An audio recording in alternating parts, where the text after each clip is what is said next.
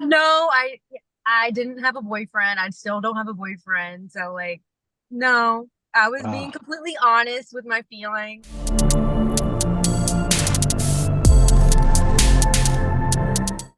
Breathe.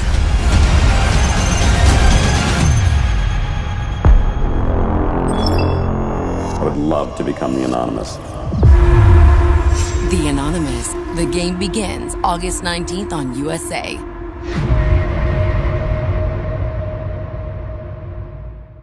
what's up, everybody? Nigeria Chambers here from Big Gold Belt Media. Very excited to be continuing the coverage for The Anonymous. And today we have the lovely Victoria, one half of everybody's favorite couple, Christopher. Victoria, how you Christopher, doing today? good. I'm doing great. How are you? I am good. Is that the official name? Everybody seems to have a different name each week. Is that the official group couple name of Victoria and Christopher?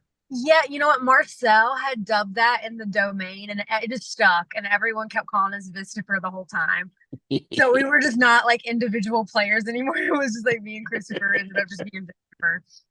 So the world wants to know, which was one of the hot topics of episode 8 was, do you have a boyfriend back at home? You quickly denied it, but there hasn't been a lot of truth going on in this game. So what's the I status know. here? I know. So like honestly, going in, I didn't really understand the whole backstory with Sydney. So, we go in a little blind to what happened to the other players. So I didn't really realize that was the big plot twist with her. So that's why they were saying like I had a secret boyfriend. I thought they were just being like mean, but no, I didn't have a boyfriend. I still don't have a boyfriend. So like, no, I was being Ah, completely honest with my feelings yeah, while I was in the domain yeah. with Christopher. So I will say that was all very genuine. Other parts I did lie a lot though. Yeah, that's a super interesting, probably a whole nother conversation to have about that because I do feel like you've been genuine and I feel like the Christopher and Sydney thing, I get it, but like I think from what we can see, he feels very comfortable with you, and I think we haven't seen him like attached to somebody like this and feels safe too because this is a guy who's constantly being attacked by others, and I think he finds a safe space with you, which is beautiful. I root for love, so I love it. Yeah, you know what? Honestly, immediately we clicked. I heard a southern accent. I'm from North Carolina. He lives in North Carolina. And I was like, oh my gosh, who is this man? And he's definitely like, on paper, like totally my type. And we clicked and we had Yeah, fun the whole time. And we definitely had each other's back. I mean, even though you see me putting him up at risk yeah, a lot, it worked in my favor and was able to keep him around. So I knew yeah. like you had to take risk in the game to make sure like you could advance further and also keep your alliances. And Christopher obviously was my strongest alliance, hands down. But we had like a really genuine connection when we first met, and definitely grew while I was in the domain. Yeah, yeah. A couple other things before we talk about the episode. You did say you're from North Carolina. I do know that you used to work with the Hornets. I just want to be clear really quickly. Are you also a Panthers fan? I feel like I'm like a Carolina sports fan, but the Panthers are not the greatest. So now I'm in South Florida, so I feel like I'm more of a Miami Dolphins fan. I'm starting to get to it in the more Miami sports world, like Marlins, Heat, all of that. But like, I always still have a soft spot for my Hornets. Okay, I'm a Panthers fan, so I was getting Uh, ready to hear what you had to say about that. Look like we trying to get on the right foot again here. So yeah, this yeah, this that is true. But I used to love going to the Panthers games when I yeah, lived in Charlotte. So yeah, yeah. Something really beautiful about you, beyond just the personality we see on the Anonymous, and obviously your attraction as well. But I think your story, something you don't get to share on this, and for that, what I really think is beautiful is someone surviving having a brain tumor and the amount of grace, but yet sort of just um appreciation for every day. yeah, I think a lot of folks tend to take things for granted, assuming that going to sleep you would just wake up the next day. There's a extremely moving post on your Instagram about that, and even the awareness that you bring to brain cancer awareness. Just for you, just if you can sum that up for everybody, just a little bit of the backstory here, and just how you continue to draw awareness to this. Yeah, I mean, I'll try to do a Spark Note summary. And I want to say, like, obviously, you don't see me talking about my story on the show, but obviously, they can't show everything that we talked about. And like, we always told each other's like backstories. So like everyone on the show like knew about me and like how I was, because I had to tell people up front. I was wearing my hearing aids a lot. Right now they're getting fixed. So I don't have them in, but like I was telling them like, hey, I have hearing aids. Like I'm partially deaf. So like if I don't like acknowledge you, it's probably because I didn't hear you. So like we had all these like prior conversations that you don't see on TV, but like as a cast, like we started to learn each other in the domain, and it was really awesome that we became such close friends now, like outside of the domain. But in all, like my whole story and like a short summary is that I was dancing in the NBA. I was becoming really sick and weak and suffering from migraines. Hearing loss was like my big sign because like I love listening to music, going to concerts, and the hearing loss was just I had no idea what was going on, and so that was like the big turning point for me where I was like, there's something wrong with my body. And I just progressively started getting worse because I had a lot of misdiagnoses because I was a very healthy 23, 24-year-old at the time. So I was extremely healthy, top of my physical game. And my tumor ended up being a very rare type of tumor where it spreads through your hormones, not your bloodstream. So once they found that out, I was like prepping for law school, everything. I had already taken the LSAT. I had a couple law school applications in already. And then it just like I got hit with this like crazy news that I had a brain tumor. And then I just remember like 3 weeks later, they told me I had another tumor. So it was just like a lot as like a 20, because I just had turned 24 when I got all that news. And it was a lot for someone that had been like on top of the world, on top of their physical game. So, and I just never really realized how short life was until you really just get caught with this diagnosis that you have no idea what's going to happen. Like no one in my immediate circle, my family, my friends, like had ever dealt with this. And I've never like heard of someone dealing with this type of tumor and radiation. Like it was all new to like everyone around me and me. So it was just a really tough time. And I had to like learn how to deal with it myself. I had a great support group. My mom was still alive at the time. And she really like, I owe it a lot to her, you know, being here on this earth and obviously my faith. But yeah, it was a dark time. It really I went from being at the top of the world, literally, I was at the Olympics in Rio 6 months prior to that diagnosis, and then I get that and I'm like, what just happened? My whole world did a 180 and I was just in and out of the hospital and in and out of treatment and in and out of surgery and like learning to walk again and eat again. Like it was a very humbling experience, and it just showed me how short life is. And like when you get amazing opportunities like coming on the Anonymous, like you seize it and you really go hard for your whole life because it's so short and you just never know. Like you're not promised tomorrow, you're not promised the next breath. So like that's where I'm like I live this life of go big or go home. So and like I take all the risk I can in life too because I just never want to look back living with regrets. And I remember when I was in the hospital bed laying there, I was like, if this is my last breath, like I have a life full of regrets. Like there's so many things I wanted to do and was scared to try. And now I go for it all. So I mean, I feel like people don't need to go through a brain tumor to realize that. So, but for me, that's what it took. Yeah. Yeah, you're incredibly strong, incredibly brave, and the world is truly a better place having you in it. Thank you. I appreciate it. Absolutely, absolutely. Continue. It's beautiful for you to continue to use your platform to bring awareness to that and that encouragement and to provide strength for others who may think it may be their end as well too. That's able to look to you and see that life can go on. So yeah, I do want to give a shout out to the National Brain Tumor Society because, like, again, I didn't have anyone in my immediate circle or anyone around me that was dealing with the same thing. Yeah. And I remember when I was going through radiation treatment, someone had connected me with the society and when I was at Duke Hospital, and I had gotten a couple friends who were going through the same thing, like peer groups, and it was nice. We would like eat lunch together and we just have like these crazy scars going on. But it was just like, even if we didn't even talk to each other, it was just like nice to be around someone who's going through the same thing. Yeah. Yeah. All right, let's get to episode 8 here now. So in episode 8, You put Jack up, excuse me, Jack put you up for elimination, and you put up Marcel and said that it was just a throwaway vote. And I'm like in Marcel's shoes, I'm just like cringing because I'm just like, he can't catch a break. But you infer in true honesty, though, which I thought was interesting. And then for all the other different cast members that I spoke to, whatever your initial strategy was, at some point has to go out the window. And I love that you were kind of like, I don't know what I'm doing here. So I'm just gonna just do whatever. I didn't know what I was doing. So my plan was, I remember that episode because I was like, okay, I got to keep switching it up. Because if you stick to the same plan, like you start to like notice little nuances. It's like, Robot was always voting for Nina. So I'm starting to think maybe this is a girl. And so like, they start to pick up on it if you're too consistent. So if you keep switching your game up, I started picking up pretty fast. Like people are going to get confused because they're like, well, dang, Cactus voted for Christopher. Now he's voting for, or they keep thinking Cactus was a he in that domain, which is funny to me. So I'm like, yeah, please think it's a he.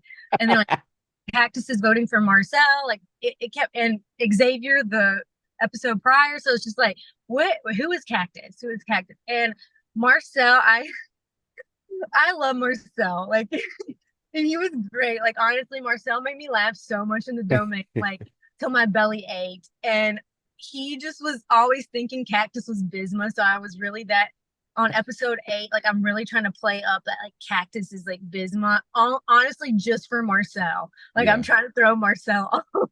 Because everyone knew it was pretty obvious that he's Snake. But, yeah, and then I'm like, I was gonna vote for Marcel. I thought it would be like, I thought I was gonna go up, which I did for at risk, and I was just like, it's better to have more company at risk than not enough. So I was like, let's put all the names up there. Yeah. Anytime I thought I was gonna go at risk, I was like, I'm just gonna keep putting a bunch of names up there.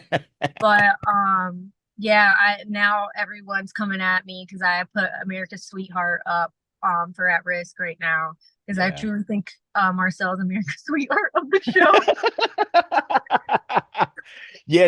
Let's set the table a little bit here. So, first of all, going into episode 8, it really came down to, in terms of the cliffhanger, who was going to be the anonymous. It was either going to be between you and Andy. And considering that Jack was up for elimination, I was thinking a bunch of different things. I was like, oh, well, Andy's been pretty consistent. There's no way he would eliminate Jack because that's his homie. But I also thought that, like, man, if he did, that would be that poetic justice, because we know Jack's game, even before you got there, that he kept putting up Andy there. But so I made the bold assumption that I was like, I'm pretty sure that you are the anonymous. And then if that's the case, you're obviously going to protect, well, Christopher for one. But then the other thing came down to it. It was like, I'm pretty confident that you were targeting Bisma, and you went with Jack. The biggest question at hand now is, and I'm going to read your statement here.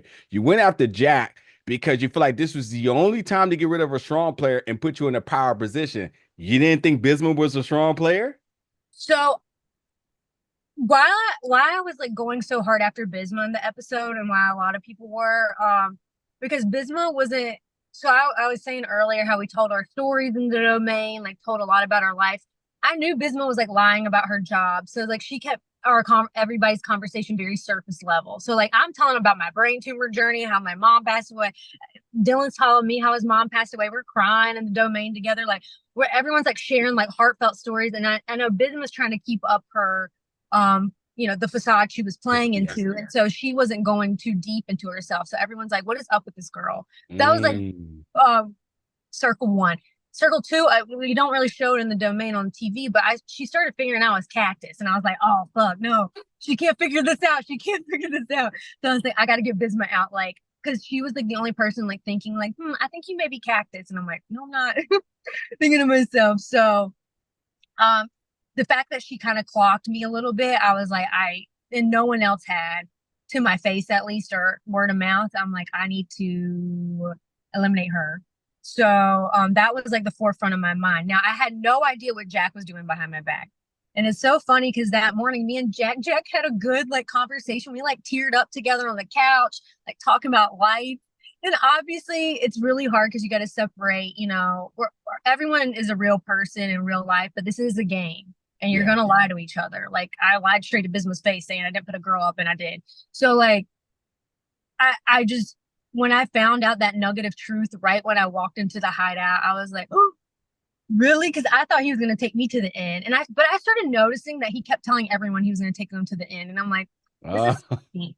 So his like strategy and his gameplay, and obviously he's a master of Catan. Like it really caught up to him. Like whereas like I was pretty quiet about it, and like I would say very demure, very mindful about my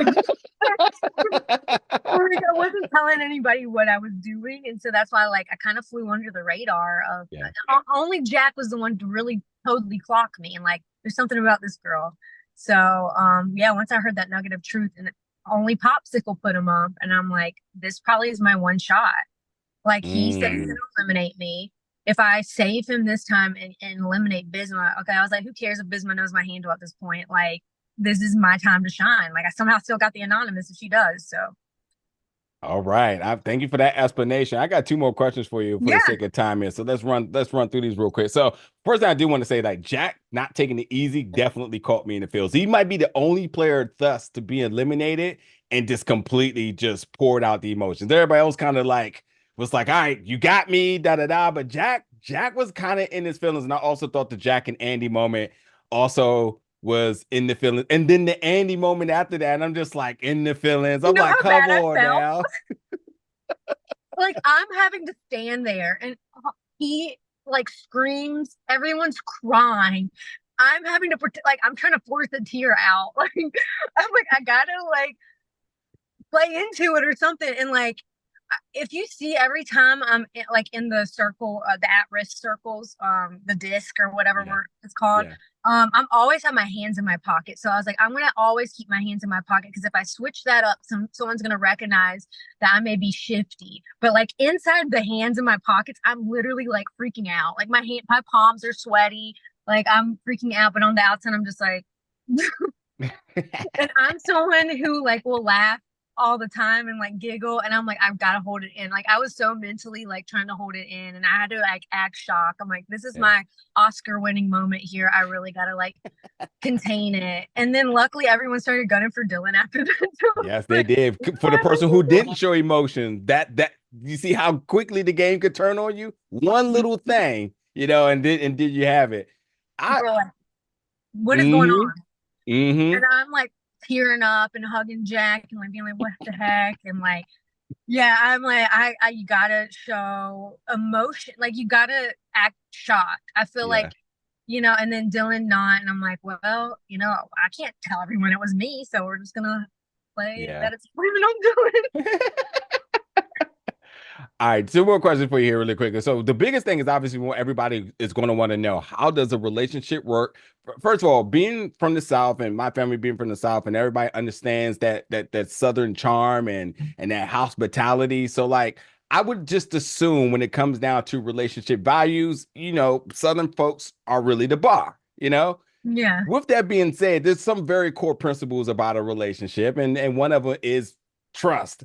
I'm trying to figure out how does a relationship for you two work when trust is the big component of things being successful, when you have been very dishonest with my man Christopher in ways, which I wouldn't say dishonest in terms of like personalities, but gaming tactics, because I think there was times where you could have a little bit of pillow talk is what I would have called it, where you could have just put him at ease, or you could have just gave him just a little nugget to talk him off of a ledge of his assumptions, or while instead of misdirect or allow him to misdirect himself, you could have just veered him back on the path. I'm just wondering how in the world does this work? Okay, let me tell you what. Christopher cannot be tamed. He cannot be tamed. I tried to be like Christopher. It's gonna be like Christopher would be like going into strategic mode, like running himself like dry in his mind, like he was running marathons in his head. Like, I mean, he knew everyone had clocked him as lipstick, and I was like, I'm about to put my lipstick on, like, and I'm like, Christopher, like, you gotta be a little bit more sneaky. And he's just like, I'm just gonna play an honest game and see if it works. Honestly, it's working for him because people are just like, okay, like we have all of Christopher's cards, but obviously he's definitely has a strong personality now. And I always would be like, Christopher, tone it down. But Christopher played his own game, and I mean, obviously it was hard. Like it was very taxing on me mentally because I'm like, I want to have, a genuine relationship, friendship with Christopher, but I'm also just like flat out lying to him where he's like being actually very honest to me. So Yes. we just like played two different games, and like we also kind of had like this initial talk as well. Like, at some point it's going to come down to it. We're going to have to like play for ourselves. And we kind of like shook on it. We're like, this is the game, but like I'm also trying to be as honest as I can without breaking the rules. So I tried my best, but like Christopher was just a little too obvious, and I'm a little bit more sneaky than Christopher. Yeah. So, but like everything I did was in Vistifer's best interest. Okay. Because I knew he, first of all, other than the relationship part, he was my strongest alliance. He was going to have my back till the very end. Like we were going to have each other's backs until it came down to it. So, and that's what we had talked about. And I could trust him more than anyone else. So, and he could trust me. Like even though I put him up at risk, I was never going to be the one to eliminate him. So. I tell you what's funny during during his talk with DANI, and he's getting ready to select who he wants to put up for elimination. He says, and I was drinking something, so I was getting ready to I was being prepared that I was gonna have to spit it out. And he was like, and I'm playing for myself now. That's what I gotta do. I gotta worry about myself. I was like, oh my God, is he about to put up Victoria? And then he picked somebody else. I was like, yeah, he's still loyal down to the T. So yeah, I mean, Christopher, if he had an alliance with you, because like him and Xavier were homies, like and Xavier finally allowed me into the alliance. And then when I had put him up at risk, I know Xavier watching at home, he was like, what the Victoria, like, why'd you do that to me? But I was like, that was another throwaway vote situation where I was like, everybody's about to be voting for Xavier anyways. Yeah. And like the night before I was the only one to put Christopher at risk. I'm like, I can't keep doing this. This is crazy. Yeah. So that's when you had to keep like switching strategies. But Christopher was completely loyal. He was true. He played an honest game. Like, I don't know how in a game of lying you can play honest, but he somehow mastered it. Yeah. And I guess if anybody else who wants to be a contestant in the anonymous matches Christopher's game, they got to have his personality too, because somehow it worked for him. It was working. He's definitely been a favorite for sure. Yeah. I will say really quickly though, to kind of wrap up here, when it came down to the face-off game, which we know now the face-off game is going to be the game to determine the winner, who's going to take home that 100K. You're pretty damn good at reading people. I got to give you your props. You called Bisma bluff, and you saw right through Lily, and you even trusted your gut and picked up the bots that made you safe, which I'm like, oh boy, as much as everybody is keying on to Marcel and how good he's been in the face-off game, I mean, he had the most reps to be good. But it looks like you also may make a statement with that. Would you consider yourself to be somebody that is a good judgment of character and being able to read people? Yeah, I mean, a lot of people kept forgetting, and I told my whole story in the domain. I'm like, guys, I went to law school, like just like Xavier, like I worked in criminal law. So like I learned how to read people. And so like I can tell when just someone was lying, and I'm like, oh my gosh. But I always like have this like weird intuition to call myself a medium, or it's like I'm like, I knew immediately as we sat down, I'm like, the orange box has safe. And I was like, I'm gonna go with my gut, because my gut 9 times out of 10 is right. And so I'm like, if someone picks the orange box, I'm gonna steal it from them for sure. But I just knew everyone's body language was so like Andy was like shaking because he had safe, and like Marcel was probably the hardest to read. And then Lily put her leg up like she's doing a yoga pose. I'm like, Lily, you're too comfortable. And then Bisma, I could tell, was like visibly upset. So it's just like little nuances and like people's just like subtle behaviors, because I started to learn them while we were on like pretty much glamping together in the domain. I just like picked up on things, and a lot of people just kept glossing that over for me. They thought I was just being funny, and I'm like, all right, fine. You just want to think of me as the dumb model, that's fine. But like, I'll play into that as my advantage. So yeah, amazing. Well, with that being said, I think Wayne, Xavier, Wayne's wife, open up a firm for private investigation and legal counseling. I didn't realize there was so much like knowledge sitting on this show right now. That's super. That's I'll super be dope. like legally brunette. I'll be legally brunette, where people underestimate me and I just clock them. So that was me on the show. but I enjoyed it. It was so much fun, and I love all my castmates. I mean, we Yeah. may be beefing right now because we're like, oh, you did that, but we at the end of the day, it's all love, and we played a game, and I feel like everyone played it really well. And I have to give kudos to Jack. He was the master of the anonymous, but Yeah. then the ultimate villain took him down. Well, Victoria, it's been so lovely to talk to you. There's still a little bit more fight left in you. We'll see what happens when we get to the finale.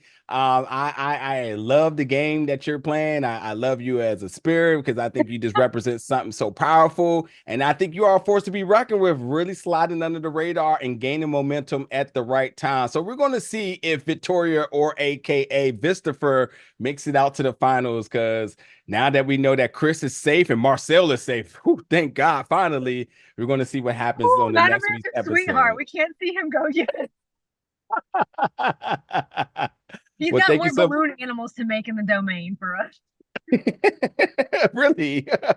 Yeah, he was. Stay tuned for that. Oh, wow.